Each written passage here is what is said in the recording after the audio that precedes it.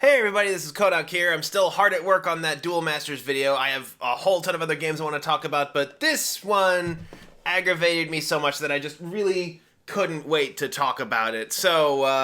This is a game called Beast Clans. It is an indie game made by, it doesn't say on the box who made it, but it's an indie game that, similar to like Exodus, Redemption, some of those other games I've looked at, but it does a number of things that, with its product design, that I'm not really a fan of. Now, the game itself is a bit like WeCross in that it uses the size mechanic. Now, a lot of you might be more familiar with the size mechanic through Buddy Fight, but it goes more with WeCross because as WeCross, as you level up your character, you can see there's the level and then the limit down here. Their level goes up, and as their level goes up, their limit, how much they can stash, actually does the same thing. So this game is similar to that, only rather than using the life cloth system, which is basically the shield system, they instead use a hit point system.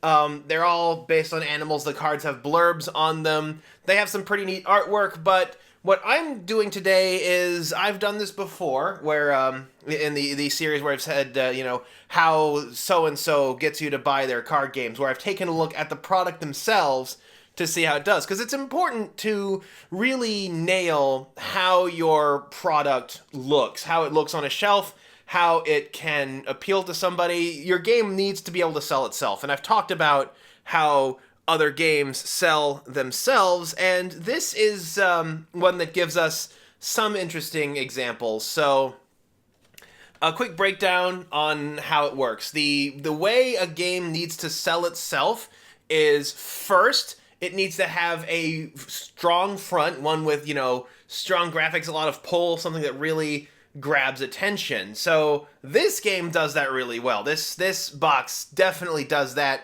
super well. It has a very large box. A huge box implies that there is a lot of value. It's very fat as well. It implies that there is a lot of value. There has been a move for a lot of games to shift over to smaller boxes that take up less real estate, but don't underestimate the way a large box can convey a sense of value. A larger box has a much easier time drawing attention.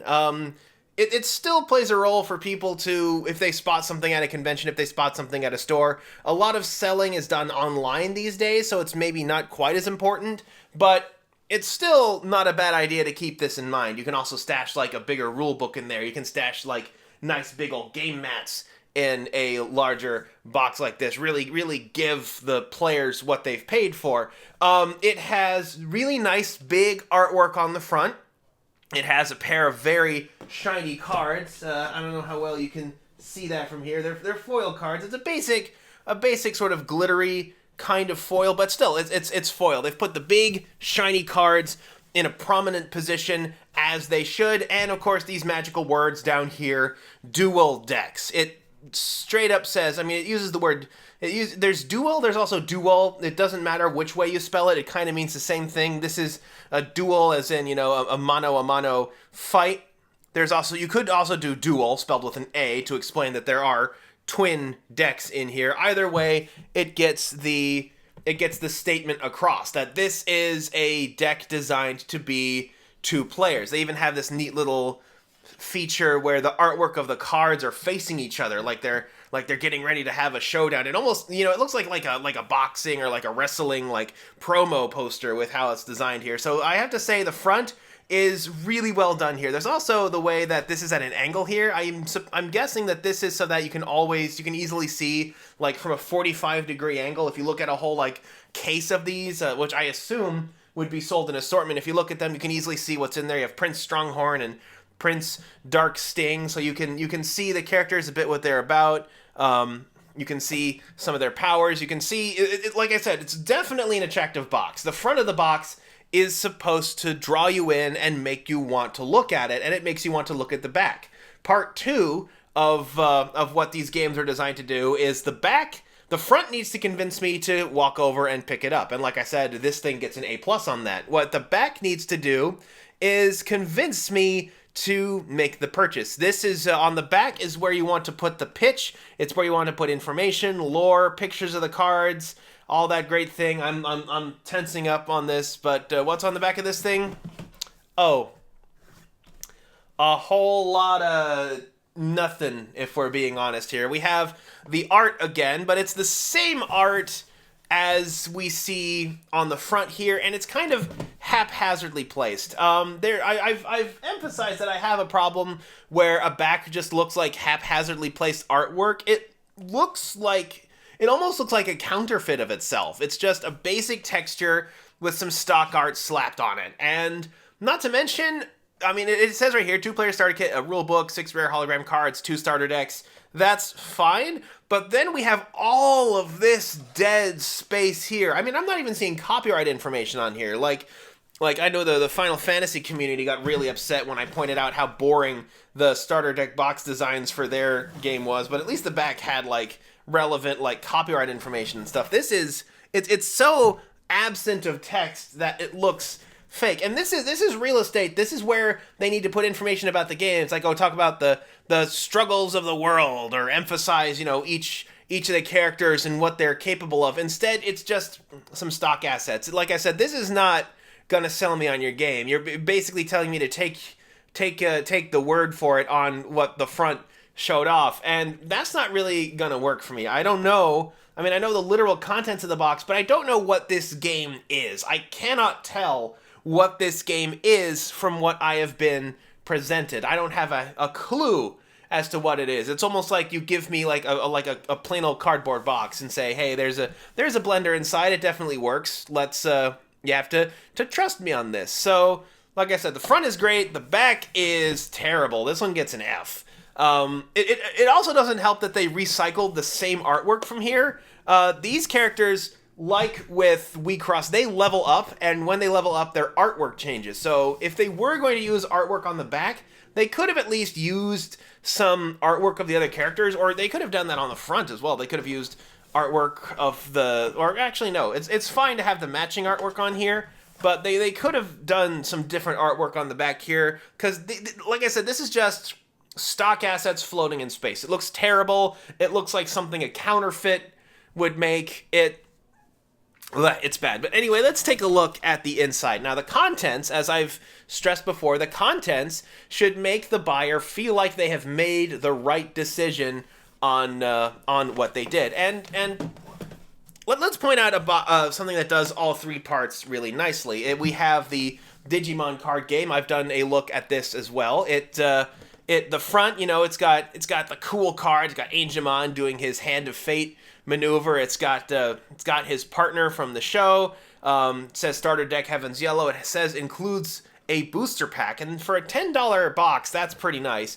It has a card list on the side, but the important stuff's on the back. So it talks about the 4 types of cards. So we're getting some rules here. We're getting a look at some of the cards that are in the game. We're learning a little bit about the rules. We have a deck list here, or contents list up here, but it's really unimportant. Of course, they also have the disclaimers here. Bandai tends to put a lot of disclaimers on their things, like Bandai does not assume responsibility for the future value of the cards. They have that disclaimer here. Some more info here. There's text all over this box, except like on the very bottom. There's text, information, all sorts of cool stuff everywhere. And yeah, they're the big boys, but I've pointed out how indie games do this just as well. Redemption is a game I pointed out before. It's another one that's pretty low key, doesn't run on too much, but it has the eye-catching front, but on the back, look at that. We have pictures of cards. We have a blurb on how the game is played. We have the company makers. We have information. We have ways that people can pull out their phones and take a further look at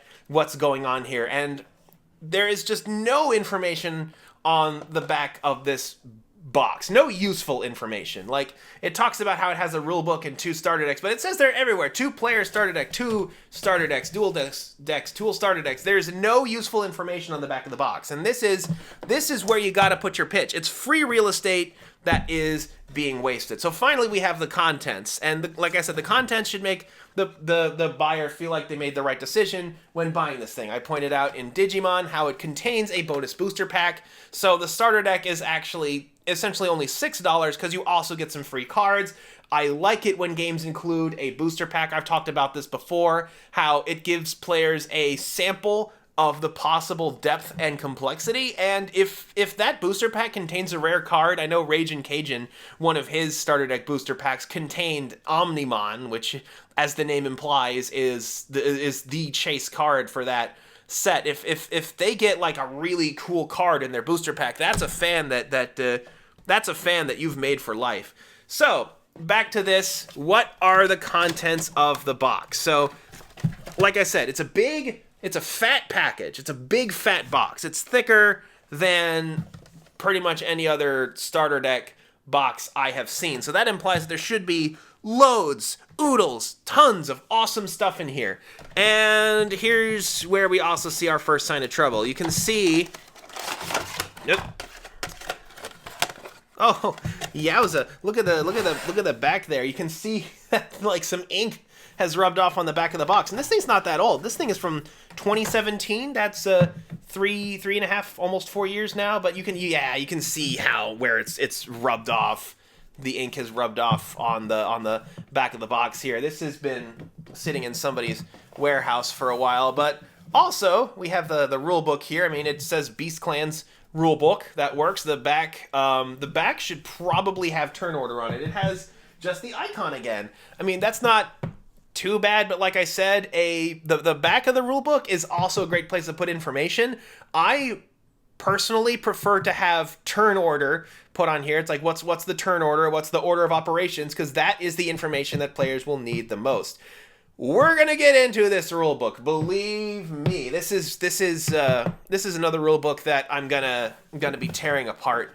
But we just have the twin decks in here and a whole bunch of wasted space. So yes, a large box can convey a sense of value, but your contents need to support the idea that yes, the value was very much, that the value that was implied was very much earned. This game, I think, falls a bit short on that. Like I said, it's all bravado, this box here. It has a really well-designed front, but so far, everything else has fallen pretty flat on its face. I'm going to emphasize it again.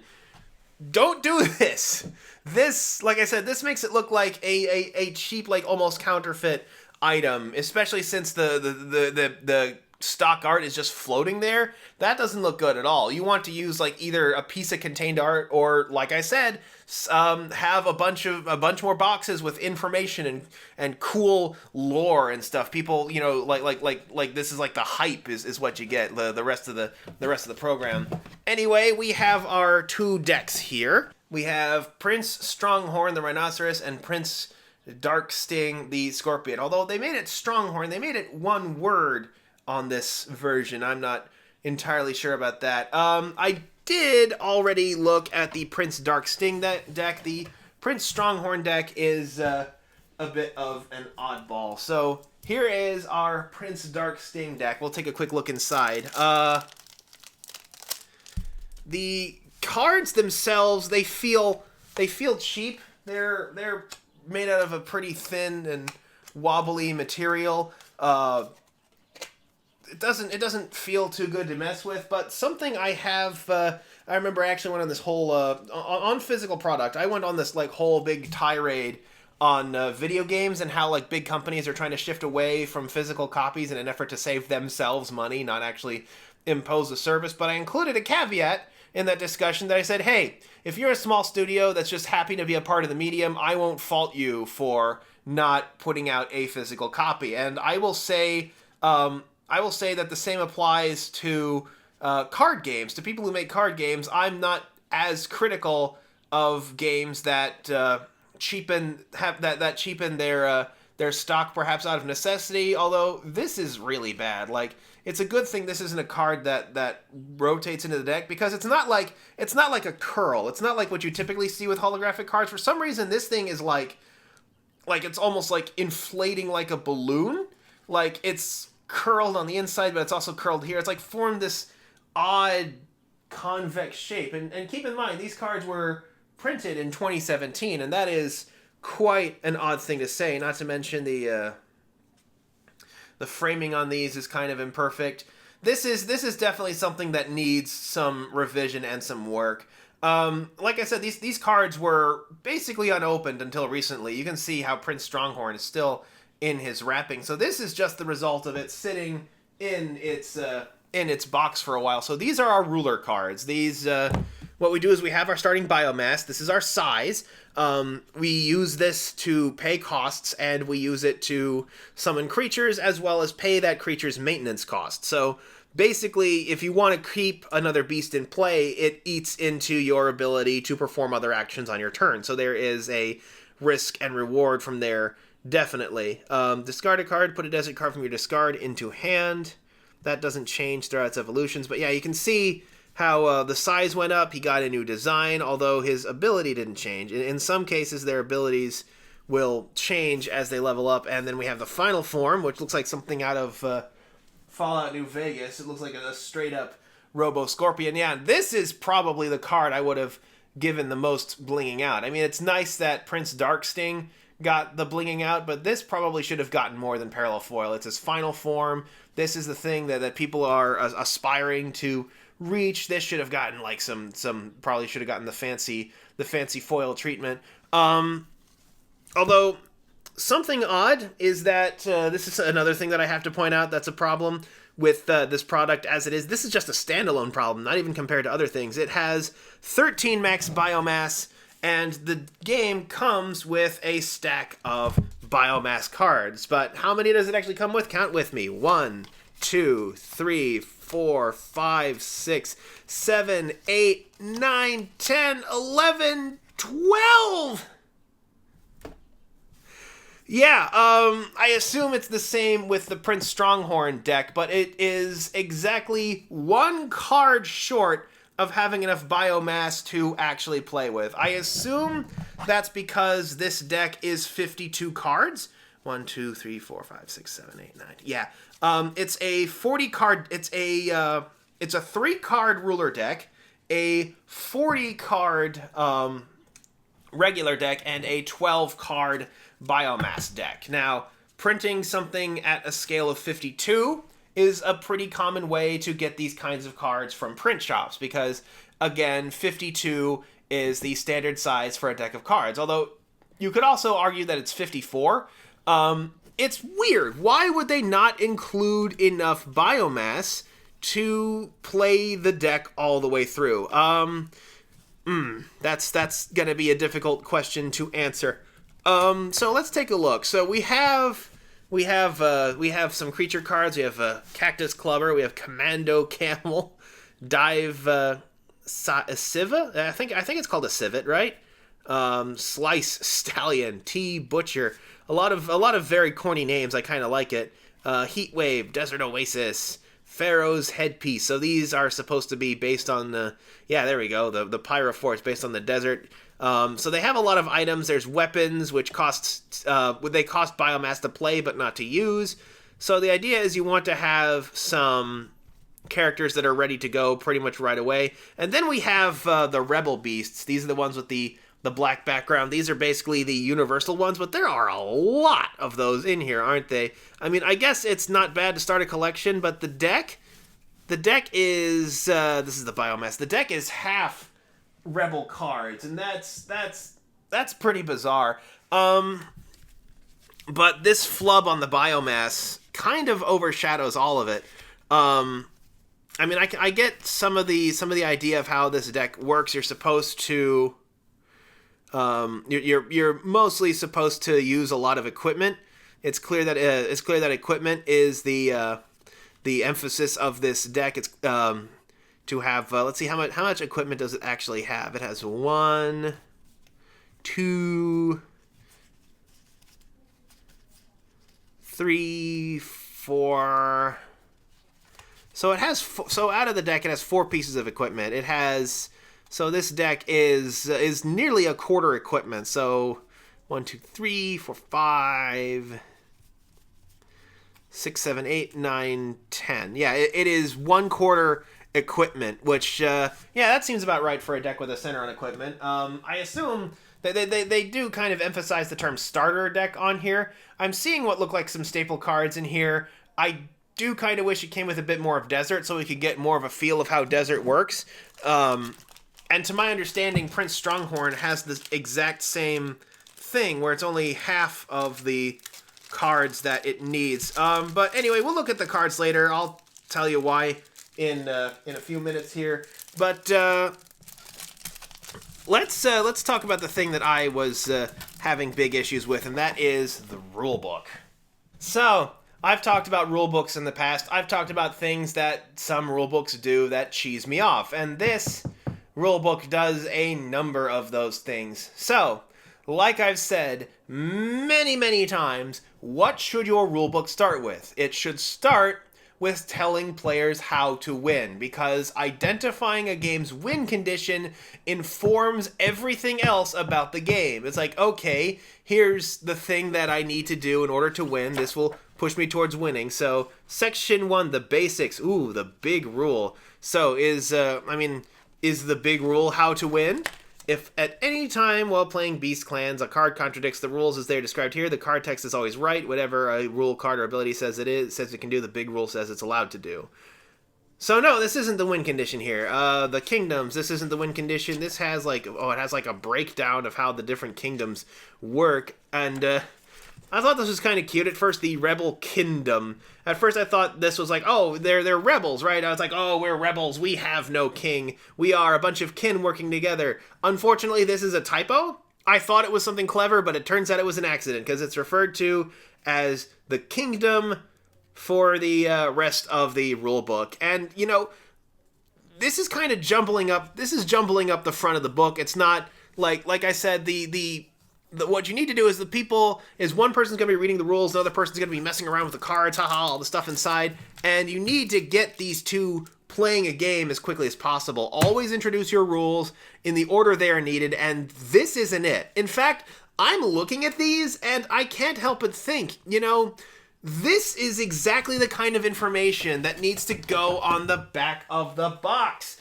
This, where it talks about, you know, it gives some lore about the thing. It also talks about the what they do, how they play, what their strategies are. This should be on the back. It's like, oh, Prince Stronghorn, so he's Savannah.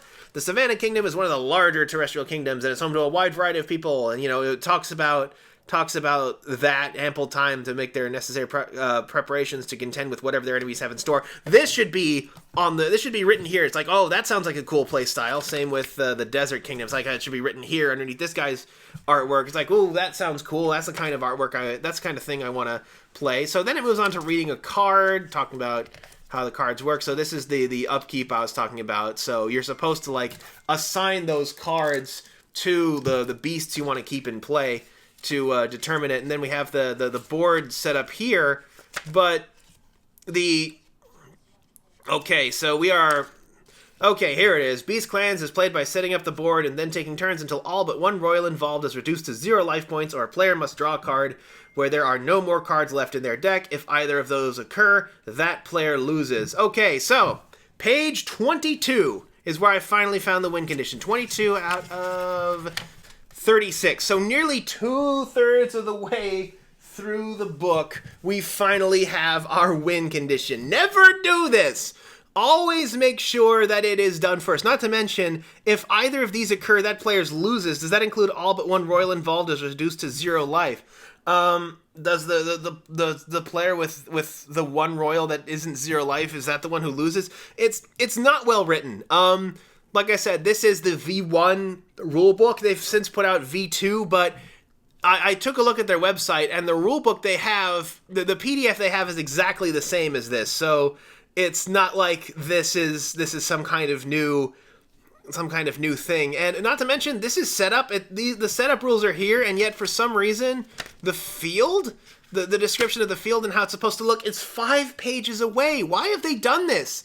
This rulebook needed some serious revisions. I got pretty confused reading it because they talk about, you know, things like, oh, like spending biomass and leveling up and all that. But it's like I have no context for how those things work. I mean, are royals and beasts the same thing? I mean, I've looked it up later. No, they're not. If something says it targets a beast, so for example, Prince Stronghorn, his ability lets him deal 20 damage to a beast. He cannot do that to Prince Darksting, a royal, because he's not a beast.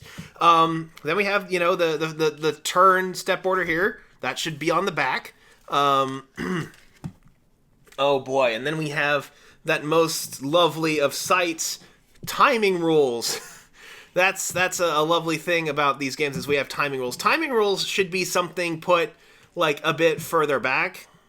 They get really, really hyper technical with how this is done. This is more for people who are like rules lawyering, who really want to figure out the game. What it should be a pretty simple breakdown. It's like you can play a card on your turn, your opponent then has an opportunity to respond, and then later in the rules, like in the big FAQ, have like official priority designations. For casual play, for first time play, you want to confuse people as little as possible. You want them to have as smooth, as quick, and as fun a first play experience as they possibly can have. The proper introduction to how fun your game can be. And while it is a dual deck game, it has 2 decks that allows one purchase allows 2 players to give the game a try. The actual rules as they are written are not great. I would have at the very least rewritten the rulebook or packed in some quick start rules or something like that. There needs to be a method to get players going right away. Like I said, you can look at pretty much any other game, except Yu-Gi-Oh! For some reason, Yu-Gi-Oh's rulebook is really, really bad. I imagine that's because they are hoping that the show will be carrying a lot of the, doing a lot of their heavy lifting, but This ain't it, Chief. This is not a great way to get people started. There's a lot of confusing terminology. The win condition is 2/3 of the way through the book. Like I said, that's what really frustrated me. A disappointment is worse than something that's bad all the way through. And the front of this box is just so stellar. I was hoping that it would be able to, sell itself with everything else, but it has no information on the back. The contents are disappointing and, in fact, incomplete. Like I said, this guy gets up to Biomass 13, but they only included 12 Biomass cards. Like I said, it's a mess. And why am I talking about this now? And that's because in the mail recently, I was able to get my hands on this. So, this is a booster box for Beast Clans. Although, can you see something about it? Do you notice something? It has no text on it. No information. Nothing, not even publisher and distributor information, and certainly not what's actually in the box. How many booster packs are in here? How many cards are in each booster? Who knows? I mean, never mind that every other game out there pretty much makes sure that you have all of this information. Like, look at the Digimon card game here. It talks about the types of cards. It has the booster list. It has 12 cards per pack, 24 packs per box. Box promotion. Each box contains an alternative art card and a special box promotion pack. And it has it on the side here as well. It talks about how many cards there are. This is the disclaimers and information. How many different card types there are. Another one about the boxes and stuff. Like, everything but the bottom is just loaded down with all the information people need to know what's inside that box. You need information. People need the information to know what they're getting into. And this Beast Clans booster box just has none of it. And as you can see, it's a sealed booster. I mean, even the half booster box I got for Mitos y Leyendas on the back, it had a nice large picture, but it had the information about the contents on the bottom there, as well as, the developer information and all of that. Beast Clans just doesn't have any of that. I'm not sure what they were going for, if they were going for like a clean design or something, but the sheer lack of important information on this box is just really disheartening. Like I said, it does a really bad job of trying to sell itself. And the reason I'm showing this off, I got this box crazy cheap. I don't. It's scary how inexpensive this box was. And I'm showing it off because we're gonna unbox it. Let's take a look at what's in the booster packs. We're gonna see if the Royals come in the booster packs. We're gonna see if they're like a once per pack thing, or if they are like genuinely rare cards, so getting a full set is an incredibly difficult and annoying thing to do. We're going to see if the packs contain, additional biomass cards that we might need, or how well the things are presented. That's another thing I noticed, is you have to register damage in this game, but the game didn't include any kind of damage tokens or mention that damage tokens were needed. And that's kind of weird. I mean, I said, yeah, you should know that you need dice, but that's another thing to put on the back is like, additional counters and tokens necessary to play. And adding tokens to your game isn't that difficult. Like I've said, I've shown off this card before. This came from Crossmaster. It's actually a board game, a miniatures board game, and they include, like the singles packs include these cheap little sheets of punch out tokens, and they're just, a cheap standard playing card with a bit of extra die cutting on there. You just throw one of these in with each of the starter decks, and everybody has the tokens they need in order to play. It's weird to me that these haven't received, been more adopted. Maybe they need to put out a die cutting machine where it's easy to just go ching and just, get those cards ready to go for any game that needs them. And with the big push to shrink the box size, that might be something worth observing. So, yeah, that is a quick look at Beast Clans. We are going to be unboxing this booster box next. And, yeah, until then, this is Kodak signing off.